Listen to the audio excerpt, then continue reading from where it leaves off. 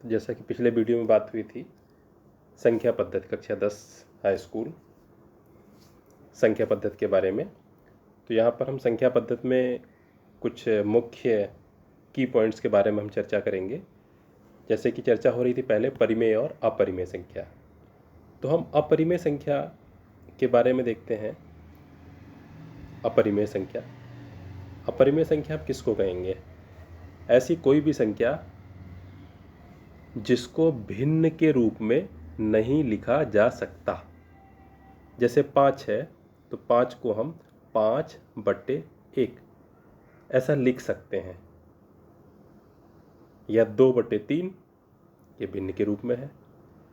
तो यानी कि ऐसी संख्या जिसमें अंश हो और हर भी हो, और अंश और हर जो है आपस में सह अभाज्य हो, यानी इसमें कोई गुणनखंड ना हो आपस में, और जो हर है वो नॉट इक्वल टू जीरो ना हो। तो अगर ऐसा हो रहा है तो वो हमारी कहलाती है परिमेय संख्या। जैसे हम और एग्जाम्पल की बात करें, जैसे लिखा हुआ है मान के चलिए 4/12। तब यहाँ पर देखें जो नीचे हर है वो 0 तो नहीं है, लेकिन 4 और 12 आपस में सहभाज्य नहीं है, इनमें कोई गुणनखंड कॉमन है। तो यानी कि 4/12 अगर हम इसको काटे 4 एकम 4 4 तियां 12 तो 1/3 आ जाएगा। अब 1 और 3 आपस में कोई इनका गुणनखंड नहीं है, सह अभाज्य है, और 3 यानी नीचे जो हर है वो 0 भी नहीं है। तो इसका मतलब ये परिमेय संख्याएं हैं। हाँ, ये भी ध्यान रखना है कि ये पूर्णांक हो, हमारा जो अंश है और जो हर है वो पूर्णांक होने चाहिए, सहभाज्य।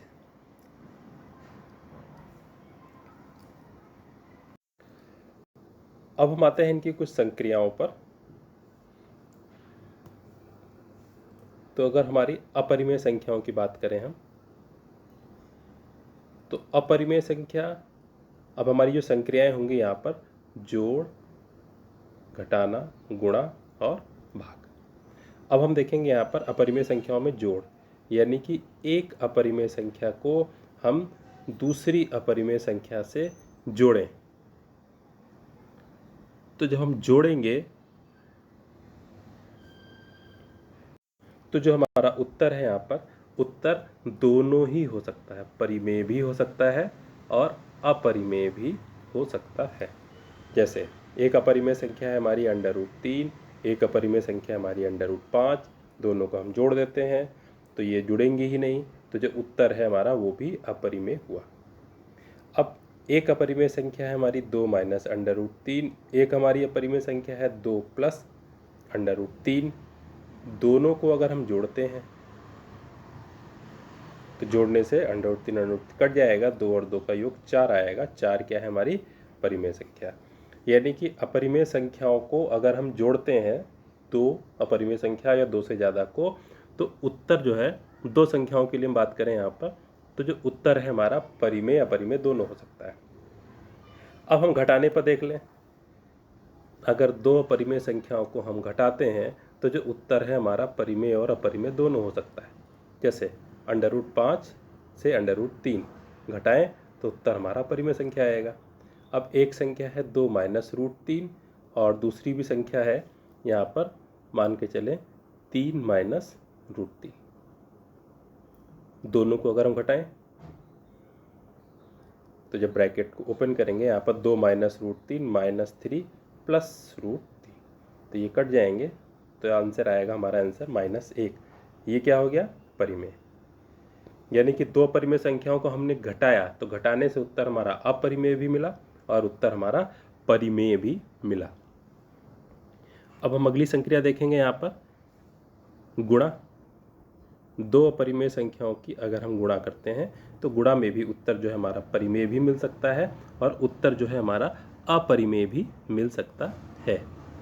जैसे √2 और √8 की गुणा करें तो हो जाएगा √16 और 16 का वर्गमूल हमारा 4 होता है, तो तो ये परिमेय संख्या हुई, जबकि √2 √8 दोनों ही अपरिमेय हैं। और √2 √3 इनकी गुणा करें तो उत्तर आएगा हमारा √6, और ये 6 जो है ये अपरिमेय संख्या है, यानी गुणा करने से भी दोनों हमारे रिजल्ट आ रहे हैं। इसी तरह से भाग, अगर हम अपरिमेय संख्या की दूसरी अपरिमेय संख्या से भाग करें तो भी हमें दोनों ही उत्तरों की प्राप्ति होगी। यहाँ पर जैसे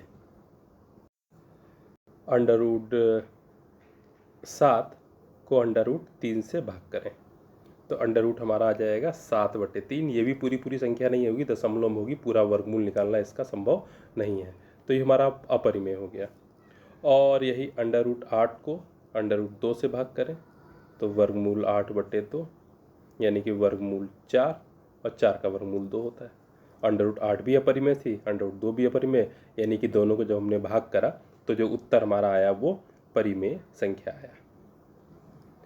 तो इस तरह से यानी कि हम निष्कर्ष निकाल सकते हैं यहाँ पर कि अपरिमेय संख्या है, और अपरिमेय संख्याओं पर अगर हम कोई गणित का जो संक्रियाएं हैं यहाँ पर चारों संक्रियाएं लगाते हैं,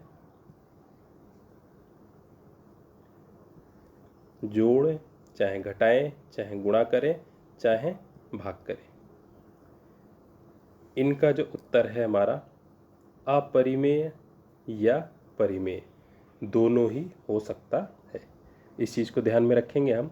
तो यहाँ पर जो हमारे सवाल आएंगे बहुत सारे कि तो परिमेय संख्या या किसी सिद्ध संख्या को हमें सिद्ध करना है कि ये परिमेय है या परिमेय है, √2 को सिद्ध करो कि एक अपरिमेय संख्या है, इस तरह के सवालों में ये काम आएगा। फिर हम देखें कि एक परिमेय और एक अपरिमेय, इनमें अगर हम संक्रियाएं देखें तो एक परिमेय एक अपरिमेय में अगर हम चारों संक्रियाएं करेंगे, जोड़ घटाना गुणा भाग, तो इन चारों का ही उत्तर अपरिमेय ही आएगा, क्योंकि परिमेय संख्या से अपरिमेय संख्या में न जोड़ हो सकता है, न घटाना, न गुणा या भाग। जैसे एक परिमेय संख्या 2, एक अपरिमेय संख्या √3, अगर इनको जोड़ते हैं तब भी उत्तर यही रहेगा, घटाते हैं तब भी उत्तर यही रहेगा, गुणा करते हैं तब भी उत्तर यही रहेगा, भाग करते हैं तब भी उत्तर यही रहेगा। यानी कि हम परिमेय एक संख्या हो, एक अपरिमेय हो, उनमें हम कुछ भी करते हैं, चारों संक्रियाएं करें, चारों संक्रियाओं का उत्तर जो है हमारा अपरिमेय ही होगा। तो ये यहाँ के की पॉइंट थे परिमेय और अपरिमेय संख्या के लिए। और जब हमें किसी भी संख्या को अपरिमेय सिद्ध करना होता है तो उसके लिए हम विरोधोक्ति मेथड लेते हैं, यानी कि विरोधाभास लेते हैं। जो हमें सिद्ध करना है उसका उल्टा हम मान लेते हैं, और जब उल्टा मान के चलें तो फिर आखिरी में जो निष्कर्ष निकलता है उससे ये सिद्ध हो जाता है हमारा कि जो हम मान के चले थे ये गलत था। तो यहाँ पर ये कुछ पॉइंट हैं, सूत्र हैं, इनको हम याद कर लेंगे। इसी तरह से हम देखेंगे एक संख्या a, एक संख्या b, इनका एक होगा लासा और इनका एक होगा मासा। तो इन चारों में भी संबंध जो है हमारा यहाँ पर एक संख्या, पहली संख्या, दूसरी संख्या, तीसरी संख्या, चौथी संख्या, चारों में संबंध क्या होता है? लासा गुणे मासा। लासा और मासा की गुणा उन दोनों संख्याओं के गुणनफल के बराबर होती है, ए और बी के। अब यहाँ पर जो सवाल आएंगे तो हमारी चार चीज़ें हो गई, एक लासा, दूसरा मासा, तीसरा पहली संख्या, चौथा एक दूसरी संख्या। इन चार चीज़ों में हमें कोई भी तीन चीज़ें दे रखी होंगी, गणित में हमेशा ऐसा होता है, और एक चीज़ नहीं दे रखी होगी, उसी चीज़ को निकालना होगा। जैसे हमें लासा निकालना है तो जो हमारा मासा है ये बटे में चला जाएगा, ए गुणे बी बटे मासा। यह हमें मासा निकालना है तो लासा बटे में चला जाएगा, ए गुणे बी बटे लासा। यह हमें ए निकालना है यानी एक संख्या, तो बी बटे में चला जाएगा, यानी लासा गुणे मासा बटे बी।